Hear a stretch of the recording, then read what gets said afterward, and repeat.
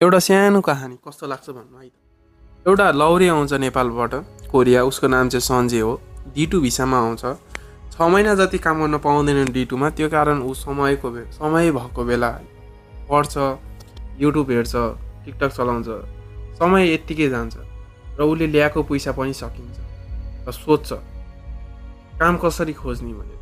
र ऊ टिकटकमा गएर सर्च गर्छ कि how to find job in Korea भनेर। र युके को दिदी आउँछन् यसरी।